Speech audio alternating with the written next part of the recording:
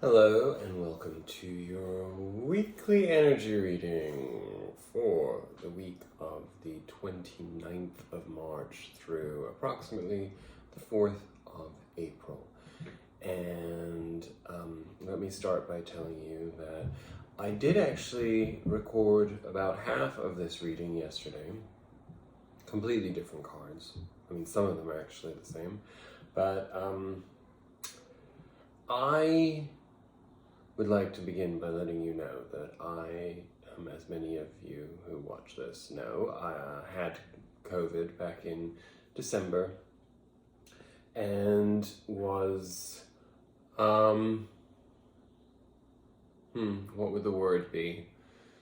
Well, I suppose I was essentially pressured into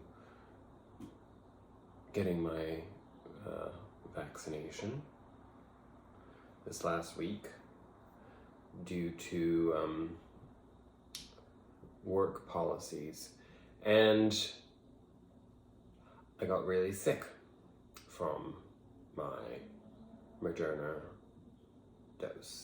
first dose, and my understanding is that that was to be expected because, of course, if you actually have the antibodies against coronavirus, you inevitably, having the first dose of a vaccine, have what most other people who have not already had COVID experience with their second dose.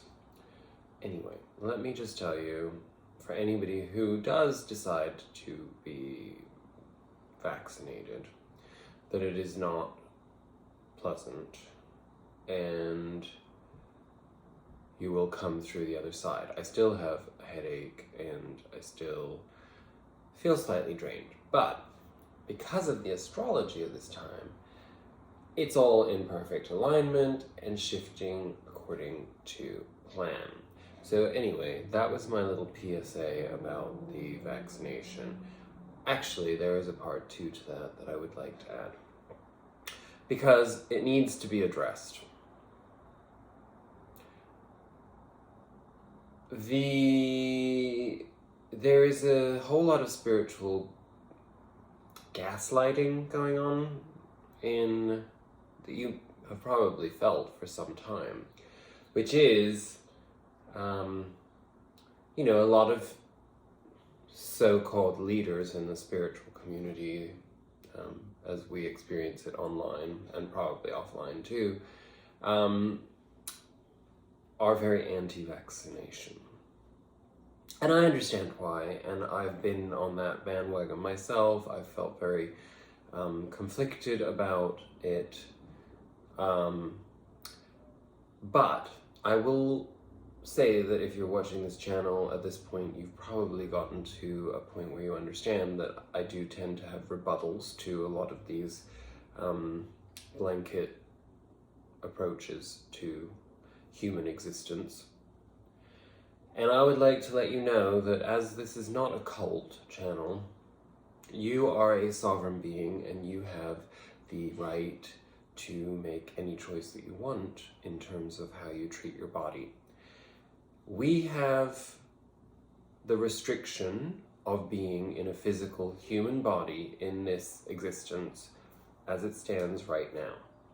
If you're watching me, you have 2 human eyes watching this technology via this screen. And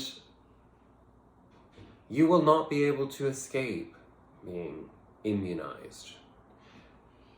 In order for our society to regain some semblance of normalcy, and at the end of the day, whether you think you're in the 3D, 4D, 5D, or whatever, you still are here right now having a human experience. As I keep saying, you cannot bypass the laws of the society and community within which you live. And if you try to be at loggerheads with that, you are in, as we discussed last week, resistance. Resistance is futile. Do what you need to do in order to protect yourself, but also accept that as a sovereign soul, you do not, your you are not going to be sucked into the matrix again because you had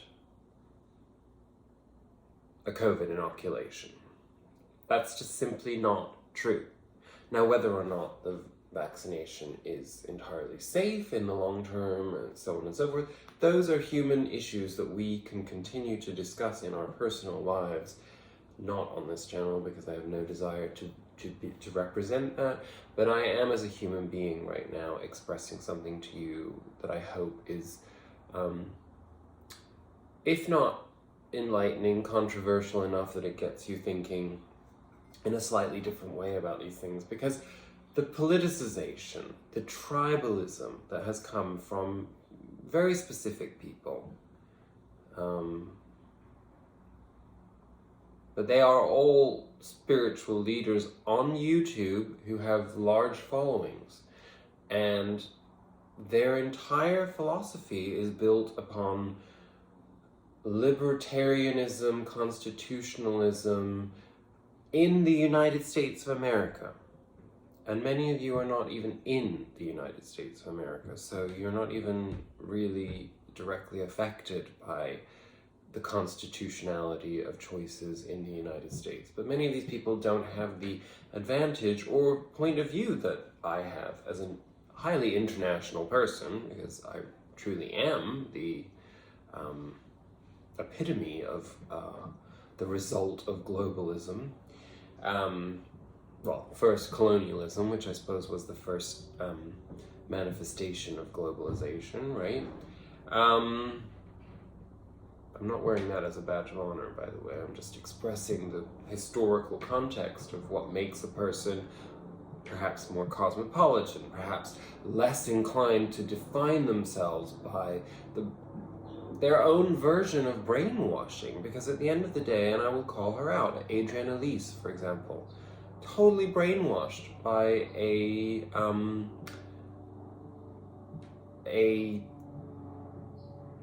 socio-cultural narrative that has nothing to do with spirituality.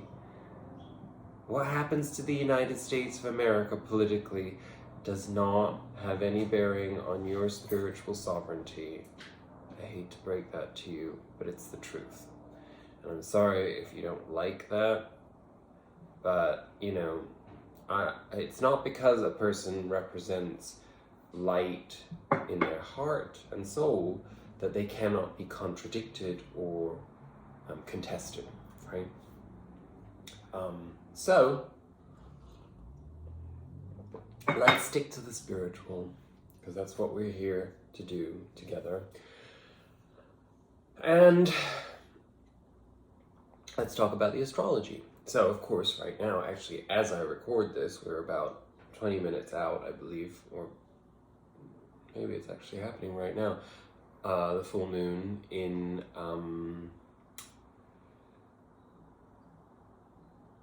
Libra, which is an enormously stabilizing moon.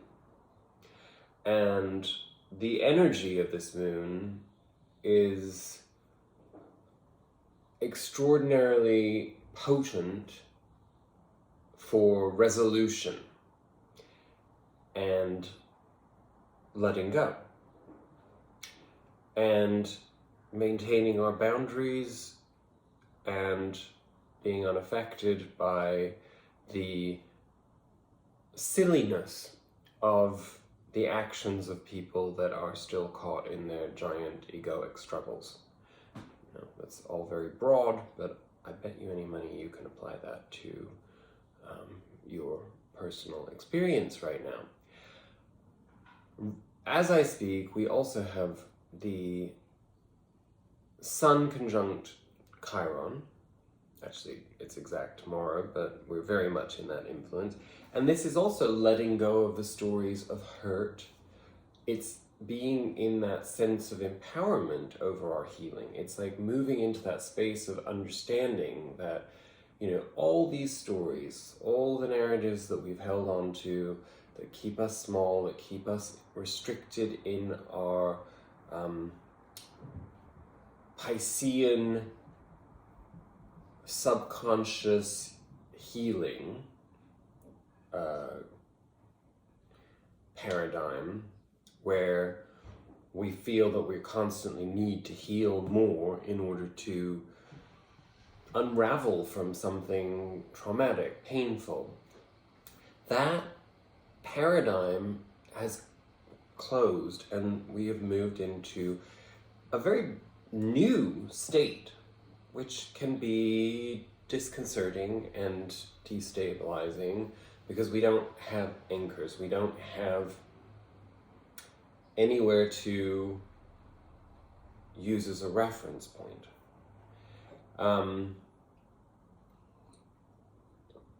Subsequently, these last few days, while that shift has been taking place, have felt a little wobbly. And maybe there was even an element of feeling like we were bottoming out. Aspects of despair and discomfort come to the surface when we find ourselves in those paradigm shifts.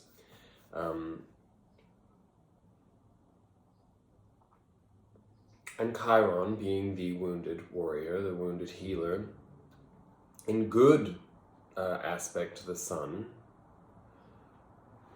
is a clear indication of that shift of moving over the hurdle into an unhindered, open terrain, allowing our path to move forward. Excuse me. I took a bunch of vitamins and things, and they're sitting somewhere in here, and the tea with those just didn't really mix. Anyway.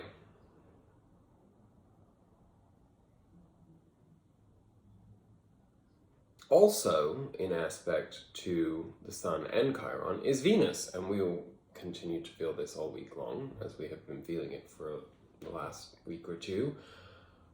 Beautifully aspected to the Sun and to Chiron.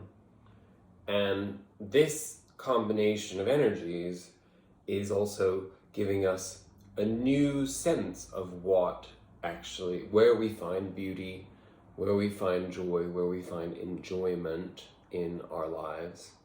And even if we don't actually know exactly what it is that we will seek those things from going forth, we do, however, know that what we don't want, which I suppose is, at least 50% of the problem resolved, right?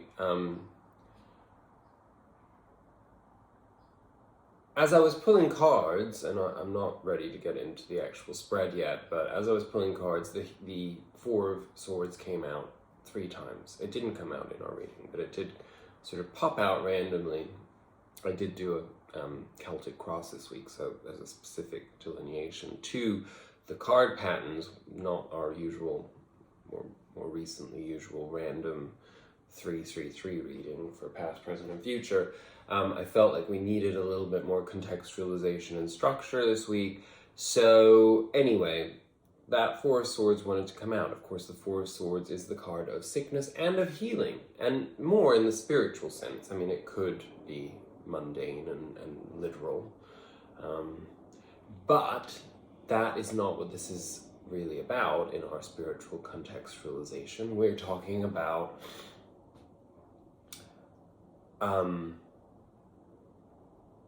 the enormous influence of this Chiron energy.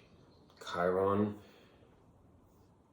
is in Aries, so we're talking about ego constructs, and Chiron is actually about to shift, I believe, from the 9th to the 10th degree. So, when we look at the decans in astrology, 0 to 9 degrees, 10 to 19 degrees, and 20 to 29 degrees, the first is all about the inner workings. It's where we resolve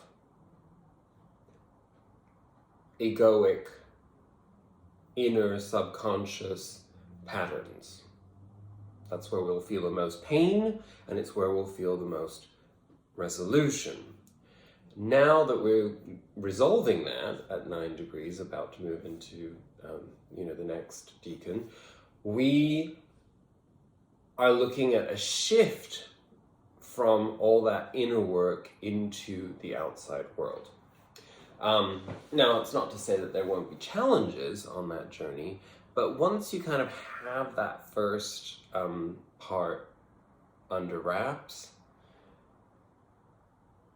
you always have that as the reference point of your healing, your inner healing, which means that, if you find yourself out of alignment, if you find yourself in conflict, if you find yourself feeling old wounds, you have that reference point to go back to of your inner healing journey that always allows you to resign yourself to resolution, to overcoming the obstacle more quickly and with more succinctly,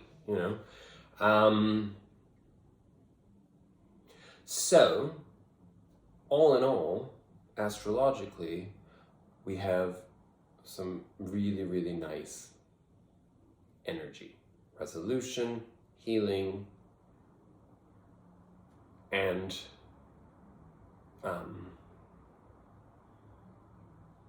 an inspired knowingness on the horizon. And you may already be feeling it. I feel the shift already today as we're in this full moon energy. The difficult aspect of these energies,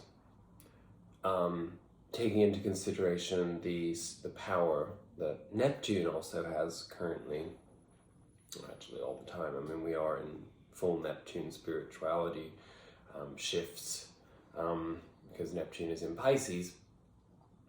What does that mean? It means that the healing crisis that we find ourselves in, where you may find yourself triggered in life, is in those parts of your life where other people are out of alignment with your spiritual evolution. So, if you have people in your life who have radically opposite points of view, and I'm not talking about your colleagues or whatever, because you'll never be on the same page with everyone in that way, but I mean your core people in your life. If you still have people in your life who do not reflect back any kind of mirror to you that is useful in a spiritual sense, those people are going to be gone this week. I'm just letting you know. That is going to happen. You can resist it all you want, and you're always welcome to keep going and go back on the wheel and go around for one more tour. But this is your chance, really, because all the astrology is really saying, give yourself the beauty and the enjoyment that you deserve. Which means that if somebody's a stick in the mud or somebody's like a hindrance to that process, it's time to release that once and for all. And you will probably find by Thursday, Friday, that you won't have any choice. So be on the lookout for that. If that's your case, you may not find yourself in that position. You may have already done all the purging, or you may just not have anybody in your life, which is just as likely considering what we've been through for the last year. Okay, we got the same Spirit Animal Oracle card of the week as I pulled yesterday, but I will deliver all these messages with more enthusiasm. And you'll never see that video because it was terrifying. 44, Panther Spirit, reclaim your power. And the oracle message of Panther Spirit is the following. It takes courage to face challenges, and right now Panther Spirit is here to say that you are braver than you think. Now is the time to take a risk and step into a different aspect of your being. Speak as you have never spoken before. Act as you have always dreamed you might have the courage to act. Love fearlessly and fully, and expect to feel the adrenaline rush as you are initiated into a new, braver, bolder self. Panther Spirit says the time for dreaming about what you want to do is giving way to that first courageous act towards reclaiming your Panther Spirit and power. Your new identity may feel strange at first, but you have what it takes and your soul wants this. Be bold. So exactly what I said, that we may find ourselves in that slightly uncomfortable place where at the very beginning we don't really know how this is going to turn out for us. But one thing I can tell you is that it's time to believe in yourself, whatever you're doing, whatever the circumstances are, For example, I work in an environment where, in some parts of the business, there's a fast turnover, sort of a purging on a perpetual basis of people that are contributing and people who are holding progress back, I suppose would be the way to look at it. Whether or not those decisions are sound and secure and make sense is a whole other thing, but that's irrelevant in this context here. But what I can tell you is from the personal perspective, it feels very uncomfortable when you work in an environment where there's a trigger-happy policy in terms of firing people, because of course it makes you feel poverty consciousness, because you then in turn start wondering when you're going to be looking down the barrel of the gun, right? Well, here's my philosophy on that we need to embody going forth. This is a perfect example of this. Do I enjoy what I'm doing? Do I know what I'm getting out of it? And if so, who the fuck cares? Because if somebody, who the fuck cares if I were to be a victim of that same policy is what I'm meaning. Because the reality is, it would be in divine order, and I don't have to live in poverty consciousness of doubting my own self-worth based upon a pattern in other people that is consistent for their own problematic reasons. Again, I sound like I'm passing judgment. I'm not. I'm just stating that my experience doesn't have to be informed from the same perspective of, fear that my ego triggers me to view that threat as representing, So hopefully you can adapt that to your own life. Hopefully not everybody that's watching this is in an environment where they people get fired all the time, but it's time to be in ownership of that. Just that alone, that me saying that on camera, usually I'd be in the position where I'm like, well, I can't really talk about those things because I wouldn't want somebody to see it who would then in turn potentially somebody in my life who then would turn that into a tangible possibility, or interpret it, and then you know what I mean. Just the bottom line is, I don't care, because my value is up here, and if people don't see where my value is at, or your value, then it's not for you. That's the truth. And reclaiming your power in many ways is about having that, is understanding that your own self-belief, if you don't have your own self-belief, then you're not going to have a very self-assured, constructive experience. You're going to constantly be in self-doubt, in worry, in anxiety, in frustration, in disharmony, right? Okay, so for the Sacred Destiny Oracle cards, 4 cards came out together, and I understand why. 2 of them were the same cards that we had yesterday, that you will never see. And we had one card that we had a couple of weeks ago, and then another one. And they all do make sense together in the context of what this shift is. And I will try to read very quickly what the messages are from all of them, but I think we can also use our own logic in order to put them together. The first card out, Healing Chaos. Now, of course, I want to emphasize that how you emphasize the words there can give you a very different understanding of what the card means. You could have a healing chaos. In other words, the chaos is what heals, or you could be healing the chaos in your life.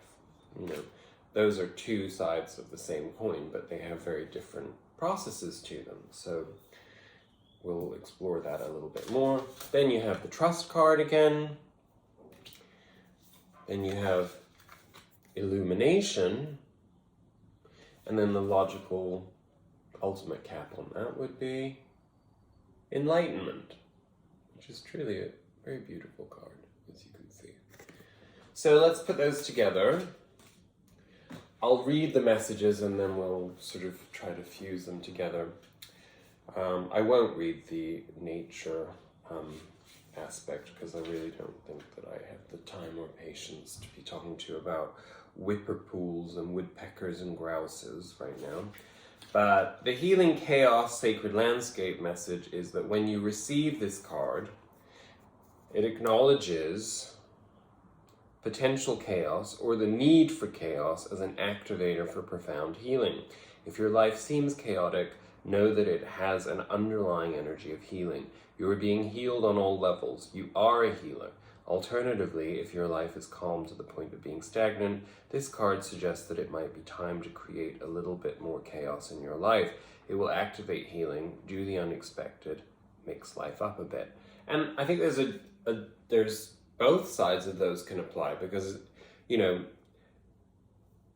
to acknowledge the chaos, for example, in what I just talked about, like in that fear that was projected as a result of seeing other people's fates being sealed in ways that I would cause chaos in my life, you know, seeing that chaos and not internalizing it is actually an indicator of how healed my ego struggle is, you know?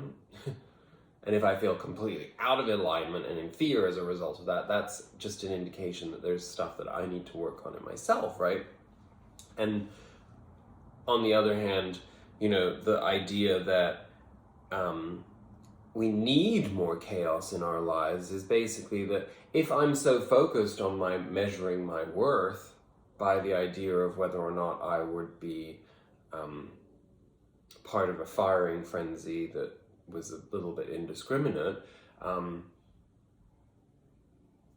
then I am also out of alignment with the universe and the universe's desire, because it's sort of like saying, well, you know what, you need a little bit more excitement and chaos somewhere else in your life because you don't want to spend your entire existence like focused on like putting your worth in terms of what you do to make a living, you know? I mean, some people think that that's what they're supposed to be doing in life. Again, you know, if that's the case, then you probably wouldn't be watching this channel, right? Anyway. I won't read Trust, but it's pretty self-explanatory. It's really trusting the process of chaos or the lack of chaos, and then allowing that to manifest. Illumination, which was the other card that came out yesterday,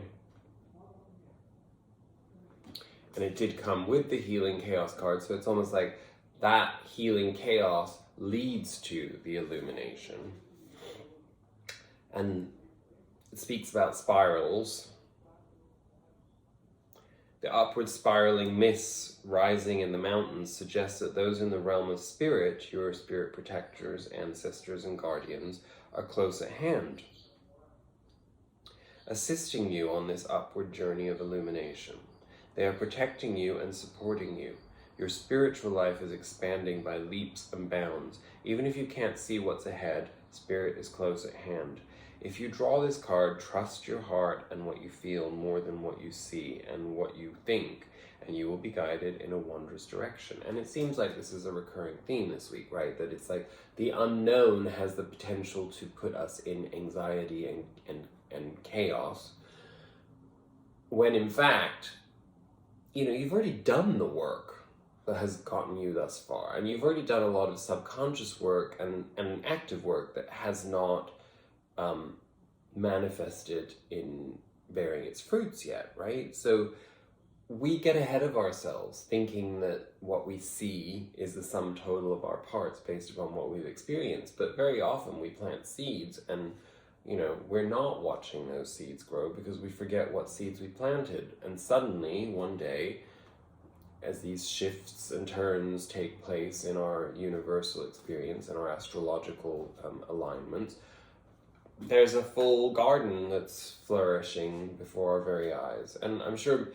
for many of you who do actually have an active participation in a natural environment, such as having a garden or landscaping and whatever, you found yourself in that position where, particularly as spring is upon us in the northern hemisphere, that it's very, very quick. Sometimes you can be like, oh, this wintry landscape, and then suddenly, just with the shift of light, how it hits the horizon, how, just the longer days, whatever, everything suddenly, you're like looking and you're like, wait, this landscape looks completely alive and vibrant suddenly. It's kind of like that. And then we have Enlightenment, which I'm sure is relatively self-explanatory. But let's read that message. And I will let you know that in the case of Enlightenment, it is represented by the vast galaxy. Our beautiful home galaxy is so large that if you traveled at the speed of light, it would take you 100,000 years to go from one end to the other. It is small compared to some galaxies. For example, the Hercules A galaxy would take 1.5 million years to cross at the speed of light. The realm of galaxies is so vast and so wide that it is beyond human comprehension. I can't even get from one page to the next, let alone one end of the galaxy, right?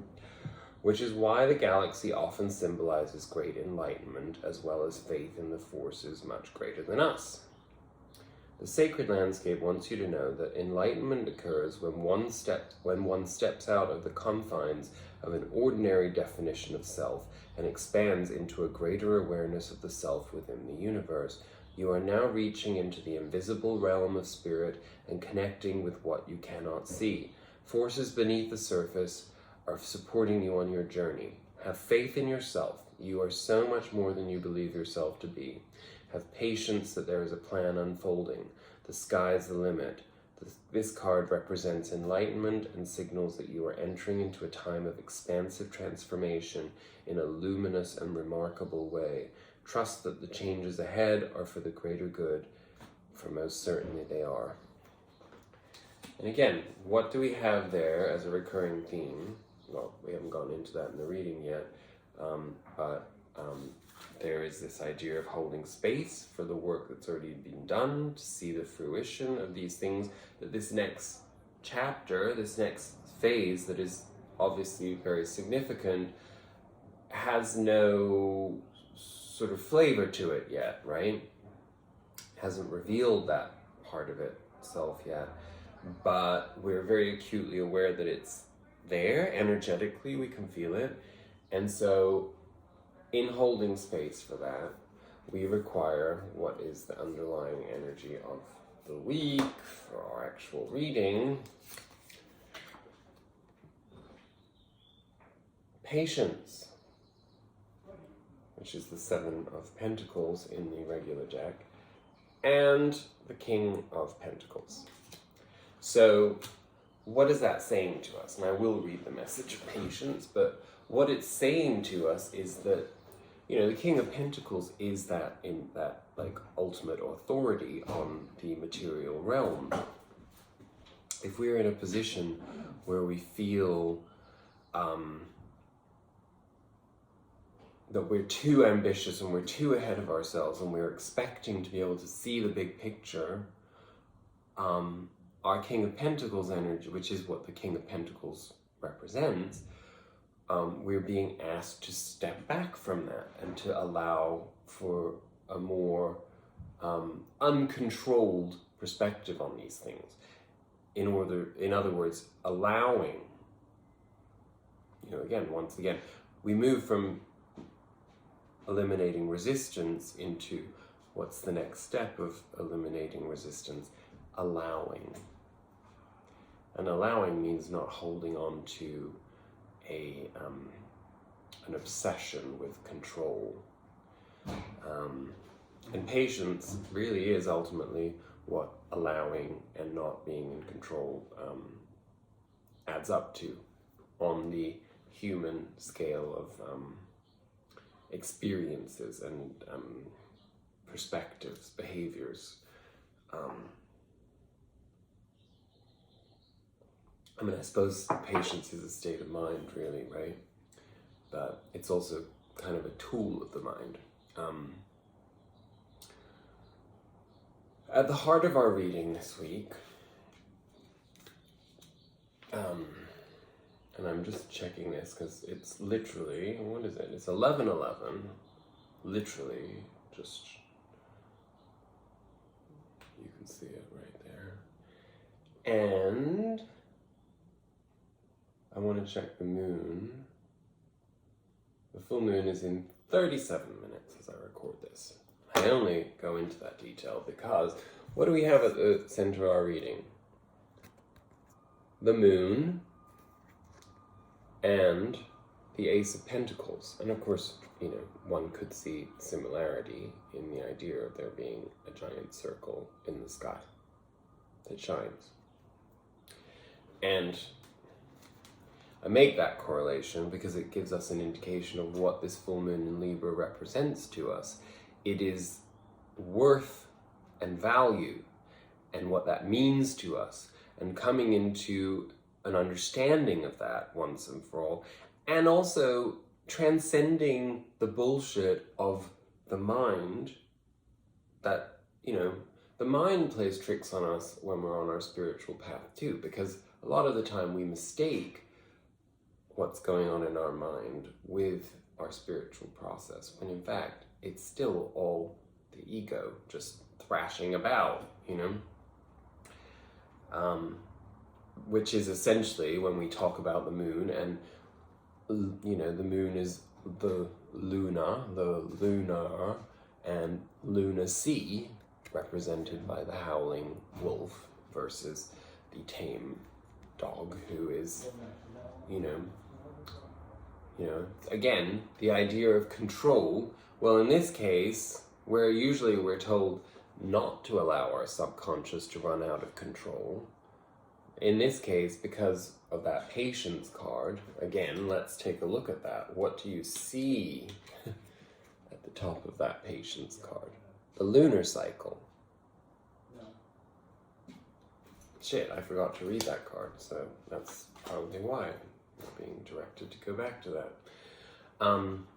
But in any case, let go of the control, the mind control, the self-mind control, if that makes sense, and you will receive your divine Ace of Pentacles from the universe. Who knows what that is in your case? We do have a clarifier on that. But I need to read the patience card first. Damn it. How did that happen that I just totally bypassed that? Well, there's always a reason for everything. I can't even I'm having one of those weeks where I'm totally looking in the wrong place with the camera because I'm supposed to be looking at you that way and I keep looking over there. But whatever, who cares? 150 is the page we are looking for. I do love these Osho Zen messages because they're just so much more wholesome and all-encompassing, right?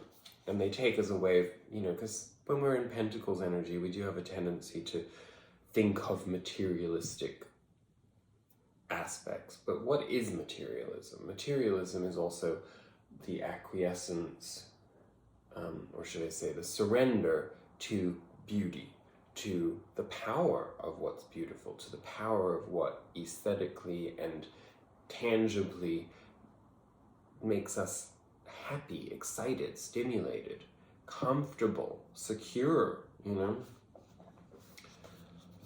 I mean, it's a whole spectrum, as is, you know, as are the stages of the moon, you know? Let's take a good look at that again while I read this. There are times when the only thing to do is to wait. The seed has been planted, the child is growing in the womb, the oyster is coating the grain of sand and making it into a pearl. This card reminds us that now is a time when all that is required is to be simply alert, patient, and waiting. The woman pictured here is in just such an attitude. Contented with no trace of anxiety, she is simply waiting. Through all the phases of the moon passing overhead, she remains patient, so in tune with the rhythms of the moon that she has almost become one with it. She knows it is a time to be passive, letting nature take its course, but she is neither sleepy nor indifferent. She knows it is time to be patient for something momentous. It is a time full of mystery, like the hours just before the dawn. It is a time when the only thing to do is to wait. I'm really sorry about the people that walk by here. Like, there's a lot of homos in this building too, and they're very, like, I mean, imagine me, like, tenfold, but, I mean, they're bimbos too, so, anyway, I know you adore my running commentary on, like, these things. Clearly, the fact that that just came out of me is an indication that I need to check that, because I'm in too much judgment. But still, yeah. We have forgotten how to wait. It is almost an abandoned space, and it is our greatest treasure to be able to wait for the right moment. The whole existence waits for the right moment. Even trees know it, when it is time to bring the flowers, and when it is time to let go of all the leaves and stand naked against the sky. They are still beautiful in their nakedness, waiting for the new foliage with a great trust that the old has gone and that the new will soon be coming, and the new leaves will start growing. We have forgotten to wait. We want everything in a hurry. It is a great loss to humanity. In silence and waiting, something inside you goes on growing, your authentic being. And one day it jumps and becomes a flame, and your whole personality is shattered. You are a new man or woman. And this new person knows what ceremony is. This new man knows life's eternal juices. Very pertinent. And again, it is about holding space. Patience is not a discipline. Patience is not a restriction. Patience is not control. Patience is not punishment or deprivation. Patience is a knowingness that excitement, stimulation, newness, adventure, growth, it's all just around the corner. And that could mean in 1 second, 1 minute, 1 day, 1 week, 1 month, 1 year, depending on what it is.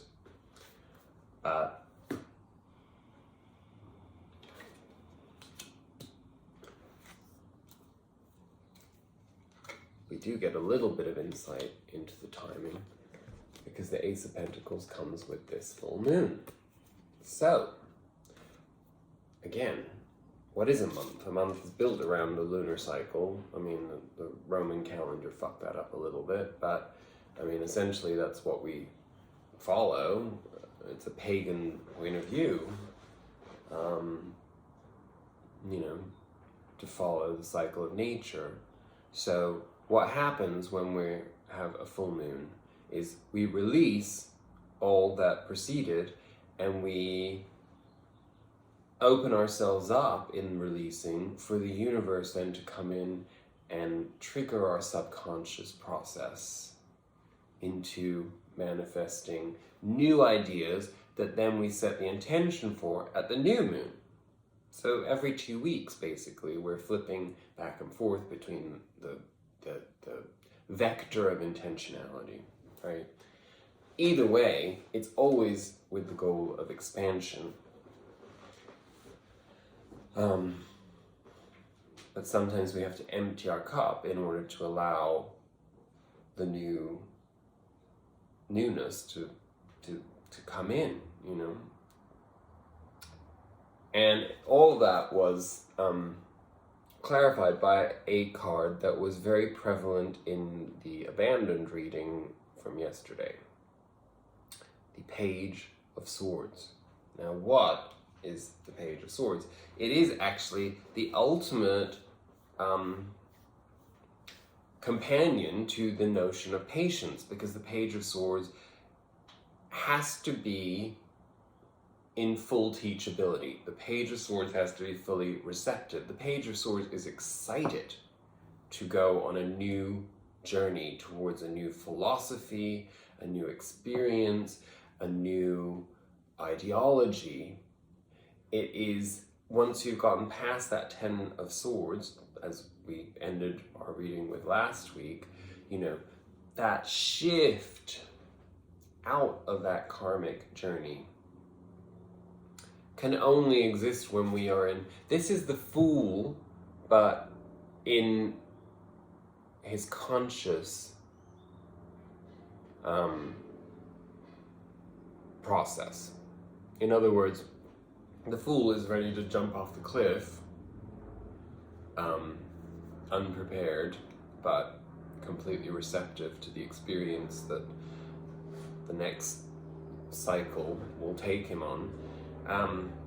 The Page of Swords is the state of mind that you would first be in as you became aware of your surroundings and the consequences of that first leap of faith. So, hopefully that gives you some context.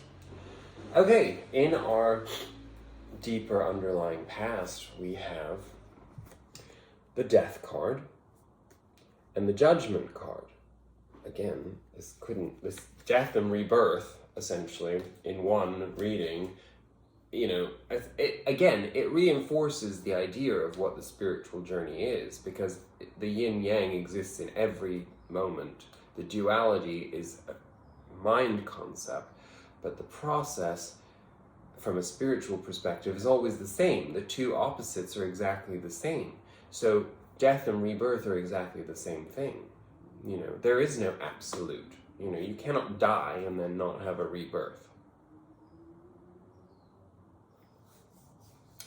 And it's coming into that conscious awareness of that, you know, what allows us to flow into forward movement, into the faith required to have patience, because patience is also an act of faith in many ways, right? It's holding space for possibility, because we have the faith that possibility is there.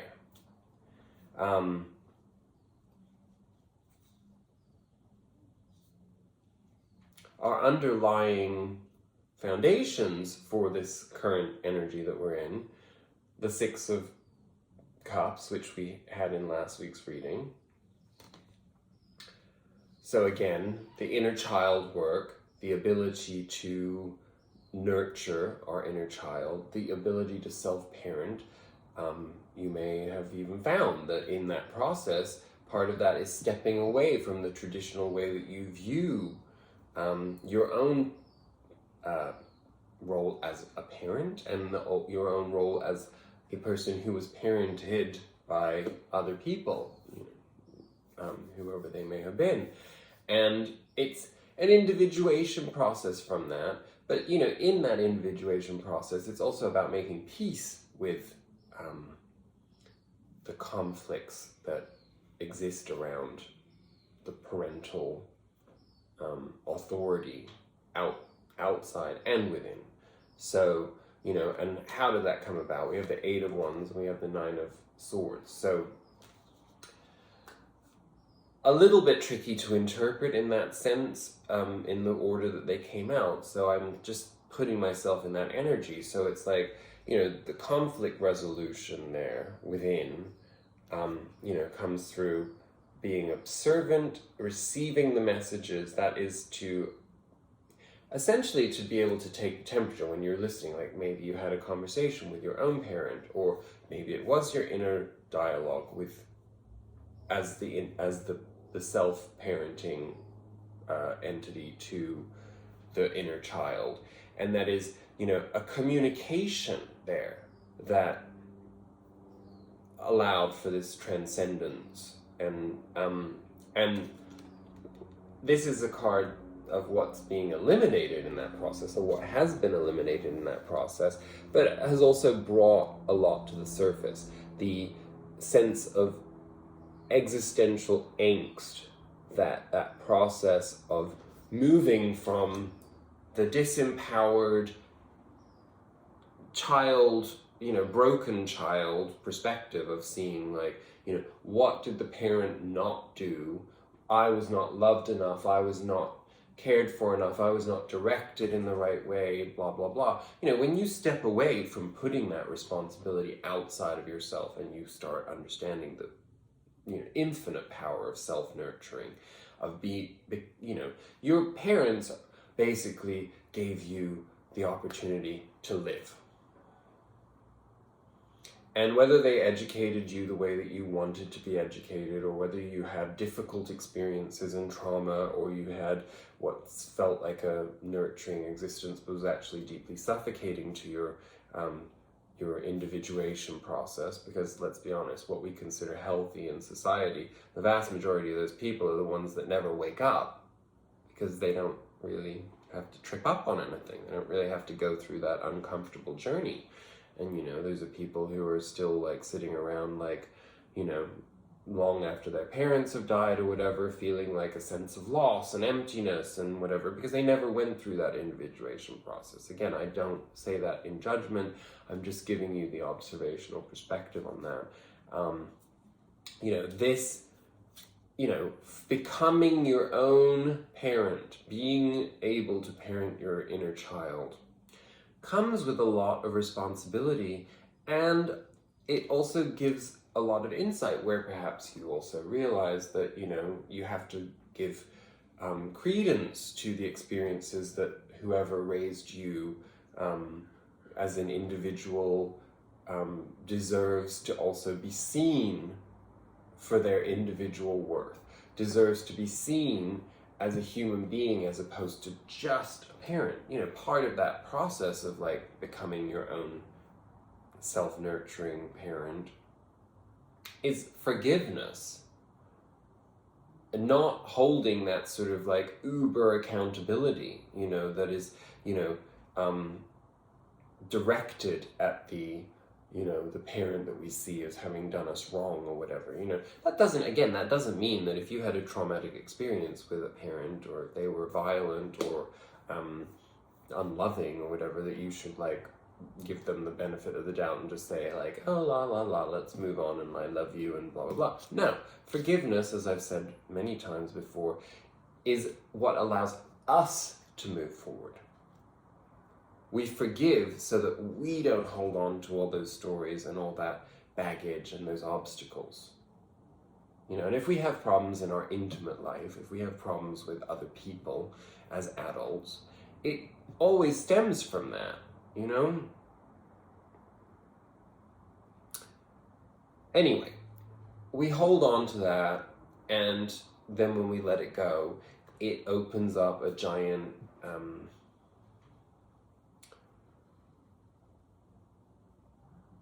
space that can feel like a void initially, and it can feel scary, and we can go through a lot of self-doubt, and that causes anxiety. So anyway, there is an underlying anxiety there that we are facing in becoming our fully fledged spiritual, self-nurturing, sovereign,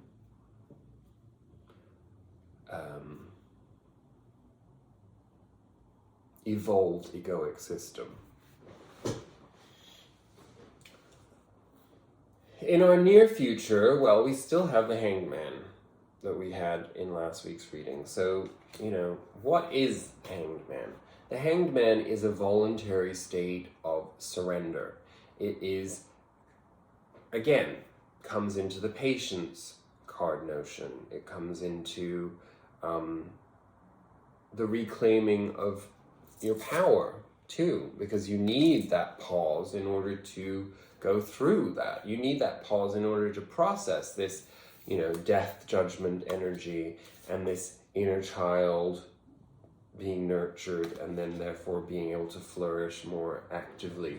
You need time to process that. You need time to integrate those new aspects of your experience as a human being in order to know, and it's the clarifier that gives us this clue, the Nine of Pentacles, how to be self-sufficient, how to be self-nurturing translates into how to provide for oneself.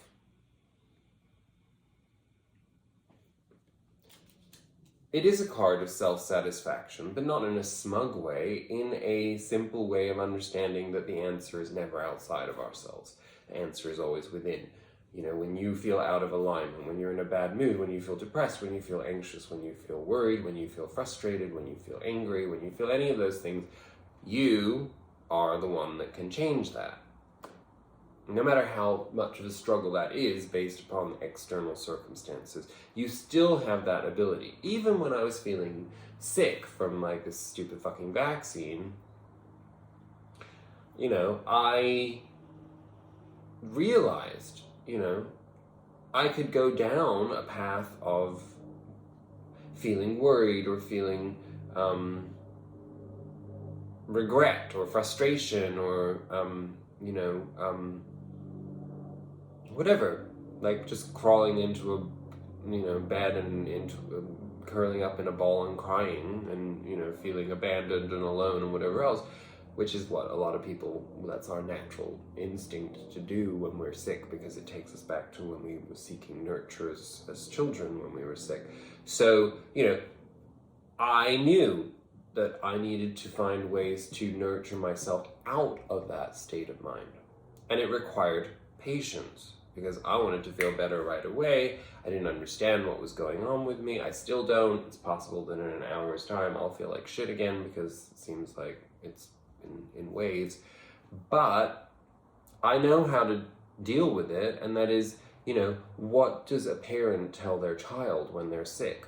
The parent is not going to tell their child, oh, sure, let's go, go shopping, go exhaust yourself, go play with your friends or whatever. We tend to, think that the reason we don't do that is to protect other people from contagion or whatever else. But it's also, more importantly, because we have to give ourselves the opportunity to heal. And rest is the only way to do that, right? So that Hanged Man is truly all about the actual tangible process of the self-parenting. It's being able to say, right, here's where I'm at, and this is what I need. I need to take a pause, I need to take a step back, I need to surveil the landscape, and I need to figure out what suits me, what doesn't, what thought process is getting in my way. You've already done all the work, so it's going to be very easy for you to say okay, this self-doubt shit, that's not suiting me. I'm just not going to be in self-doubt anymore. It's not a revelation, epiphany, whoa, no more self-doubt. You've already done all the work that's taking you out of self-doubt. You just have to be the parent to the inner child to say now, okay, well, now you need to actually do this. I love you. I'm going to catch you if you fall, but go out and actually be the fullness of who you are. And that takes a little bit of planning and shifting, so that's what the Hangman is in this case. In our immediate future energy, our crowning energy, sorry. So where this is taking us on an existential level, we have Justice and the Six of Swords. So again, it's a card of release. Justice, again, in perfect alignment, because it does come right above the Moon card. You know, the full moon in Libra is the Justice card. And the fact that, you know, that, of course, like what is Libra? Libra is diplomacy. Libra is balance. Libra is harmony. Libra is justice. Libra is fairness. Libra is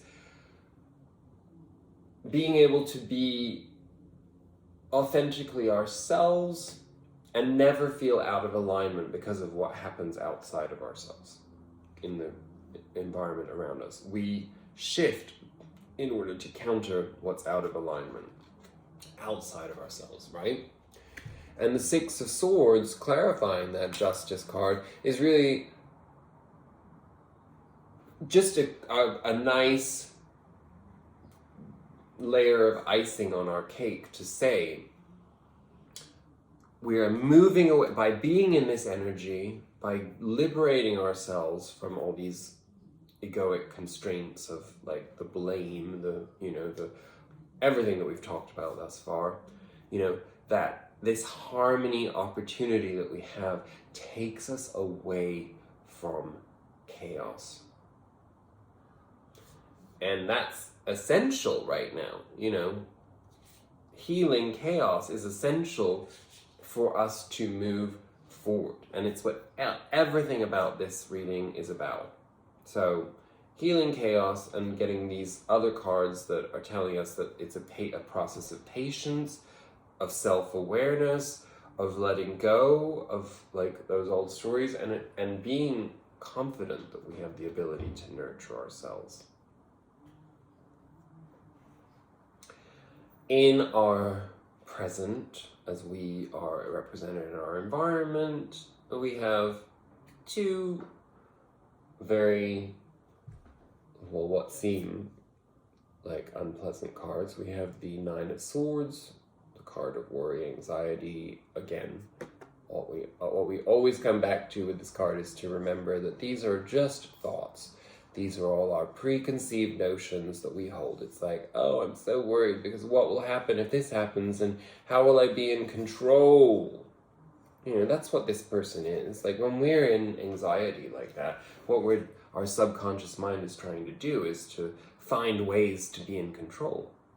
Well, everything about this reading was about surrendering control. So the way out of that, when we get the Death card to basically tell us that we're in that portal out of worry, anxiety, stress, self-created prisons, mind prisons.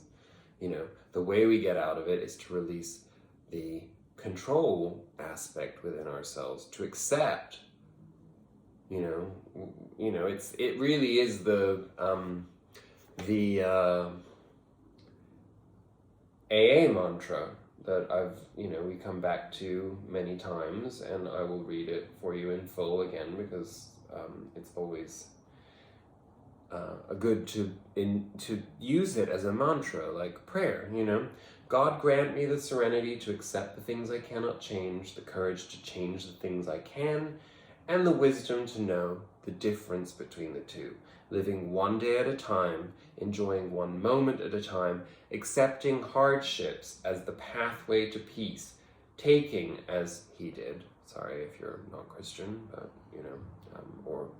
we believe in a higher power, so substitute that with the universe, however you feel fit. This sinful world as it is, not as I would have it, trusting that he will make all things right if I surrender to his will, that I may be reasonably happy in this life and supremely happy with him forever in the next. Amen. Om. Whatever you want to say. That's a very potent reminder of humility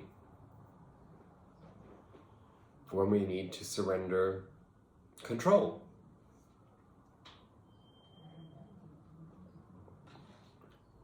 And we're going to need that conscious awareness of that, because in our environment this week, we have some very interesting cards. We have the Five of Swords, which, as we've discussed before, is the ultimate egoic struggle. The Five of Swords of all of the fives, even though they are all agents of chaos, the Five of Swords is the card that tells us that we are out of alignment, that we're in it to win for our ego.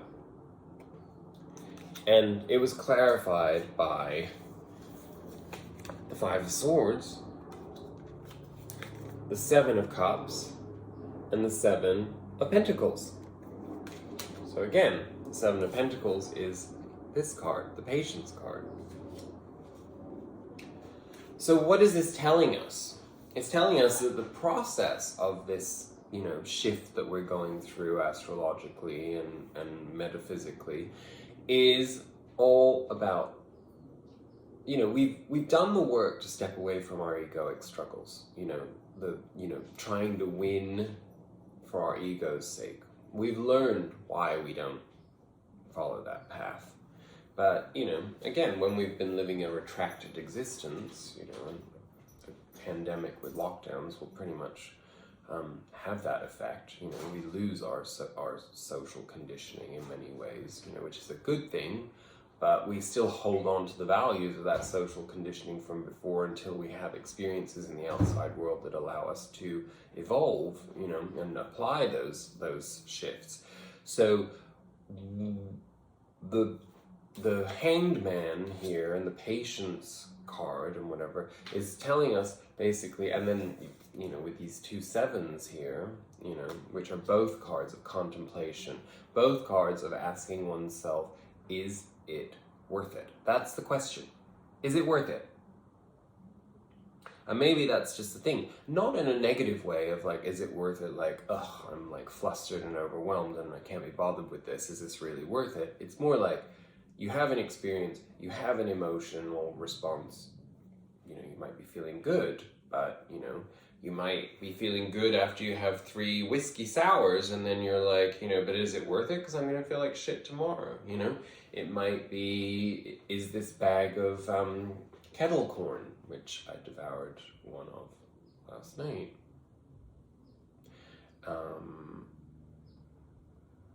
It was my sickness treat.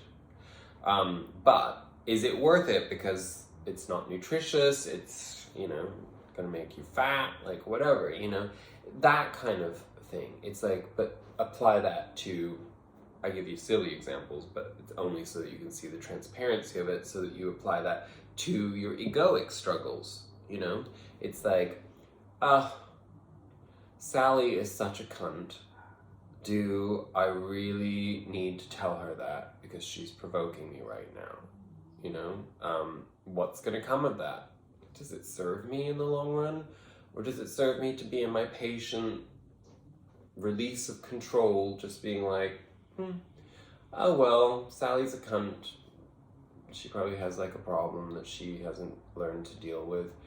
And I'm not going to give my energy to that, because at the end of the day, I'm never going to win with Sally.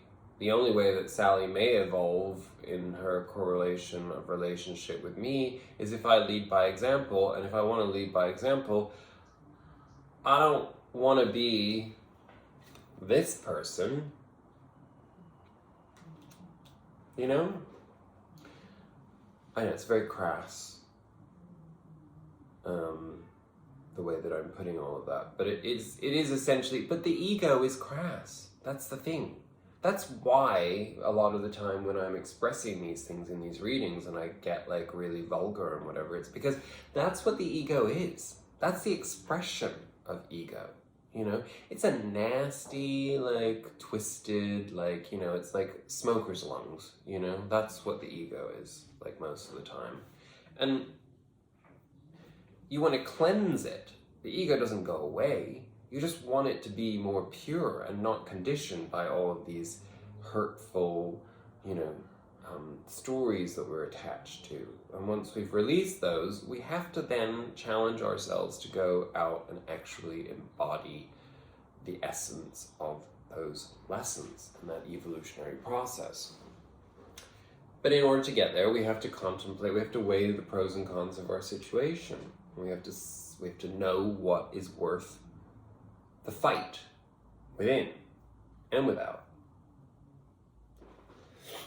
And if it's egoic, chances are that's not the path that you should be following. It's not the way that you should be looking at things. And that's hard.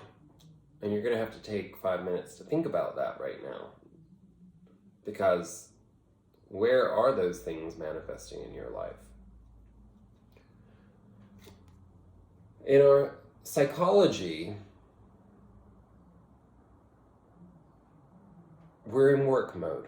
Again, that's a good sign, because that is us moving beyond these egoic struggles. That is understanding that it's a craft. It's understanding that it's something that we have to discipline ourselves into experiencing. And when I say discipline, I just mean, the basis of the idea that, it takes 40 days to make or break a habit, right? So again, that is work. That is the Eight of Pentacles mindset. That is being,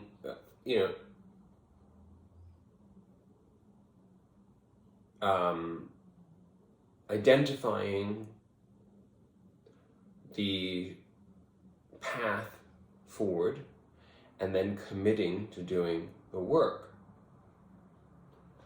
That's again what the Page of Swords really is all about. It's like understanding that he's at the beginning, he's not the King of Swords. He's not master of this process. So the very beginning of it, he's learned the lesson, but now he has to go out into the world and actually apply it. And it was clarified by 2 cards, which ironically we got the Knight of Swords reversed. So the Knight of Swords reversed is also a card that indicates patience, because the Knight of Swords is a very fast-moving, determined, thought-driven energy.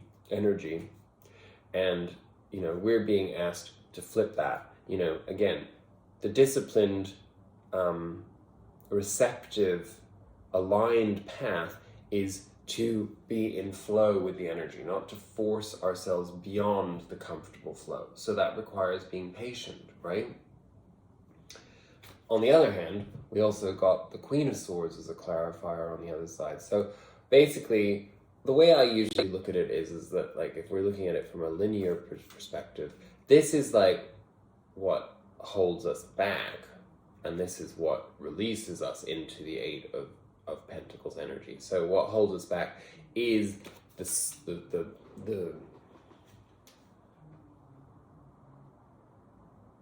it's moving ahead without thinking and then having to deal with the consequences. And because we're more mindful and because we're more self-nurturing and more self-aware now, we don't do that. But we want to be sure that we're consciously not jumping the gun, basically, on our process and giving ourselves the time that's required in order to integrate, assimilate, and build, right? The Queen of Swords is there to say, also be in your truth. Whatever you're doing, don't compromise your authenticity. Because that's what the Queen of Swords in her exalted state is authenticity embodied and in a productive, intellectual driven way.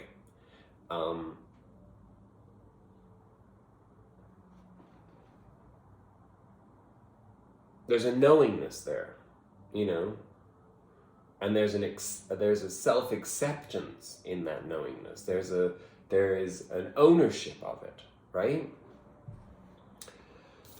And our outcome is there's that Ace of Pentacles received by the Page of Pentacles. So this week is all about that process of moving from receiving that pentacle And then, as with the Page of Swords that we were talking about, who was the initial, this is receiving the Ace of Pentacles as an idea. This is receiving the opportunity as a concept, as a new pathway to a philosophy that serves us better. And then this is, the outcome of our week is receiving it tangibly and then applying it in the sense that we represent it in our material existence. It's no longer here, it's here. And so that's kind of beautiful, because that's a very logical process. That means that all of the astrological energy this coming week is working in harmony with us to move us into a place of flow, clarified by the Five of Wands. And the Five of Wands is where we actually, another agent of chaos, but it's like in the Five of Wands case, it's like, it's outside of the ego. It's more of an idea of seeing the elements, the people in our world as constructive challengers. The people that we interact with who are different from us give us the opportunity to learn and grow. Being receptive to that. And it was also clarified by the Wheel of Fortune. So it means that we're shifting, that is that shift. We're shifting out of the Five of Swords, egoic struggle, into a place where, in ownership of our authority, in ownership of our expertise, our knowingness, our conscious awareness, we can then constructively interact with the world around us, which is a big deal, because up until now, I would argue that many of us have not been experiencing life that way. We've been coming from a place of injury, and so therefore any interaction with the outside world on some level has been experienced as potentially limiting, belittling, controlling, frustrating, making us fight with our ego rather than with craftsmanship and an openness to learning, if that makes sense. And, well, it couldn't be more on the nose. The actual Osho Zen card that we got as the outcome in reverse was the Control card. So I'm going to put it upright so you can see it that way, and then I'm going to read it, and basically whatever we're getting from the message of Control is an indication of what we're moving away from. And it's the King of Swords, the Control card in this deck. So again, interesting that we have been encouraged to be in the psychologically in the Queen of Swords card, but not in the King of Swords. So we've gotten all of that. We had the Page of Swords, we had the Knight of Swords, and we have the Queen of Swords. And the way that they were positioned in the reading was that the Page of Swords is remaining teachable. The Knight of Swords is telling us not to get ahead of ourselves, to stay in that patient state of mind. The Queen of Swords is telling us to be confident in our intellect, but also receptive, because the feminine energy is receptive, of course. And then we have the King of Swords in reverse, telling us, like the Knight of Swords, that we need to abstain from moving into that place of ownership or authority, because the authority, the male authority, as we would interpret it in the tarot is really about, if you haven't learned the lessons, then you fall into authoritarianism as opposed to authority. Authority is mastery. You have to accept that you are not a master of this process. You are a student of it. So let's read that card, and then we'll be done with the week.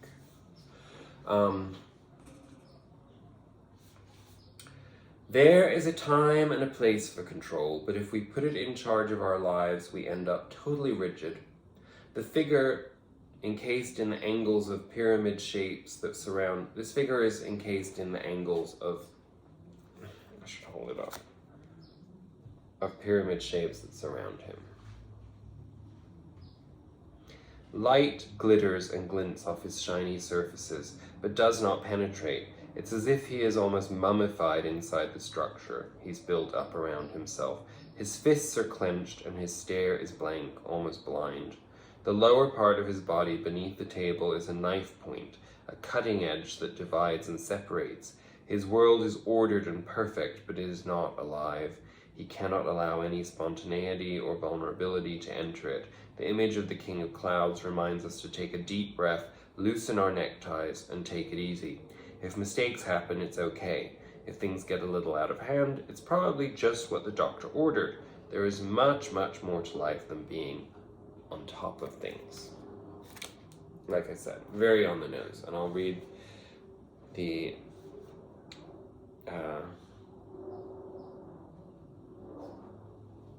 broader perspective on it. Controlled persons are always nervous because deep down, turmoil is still hidden.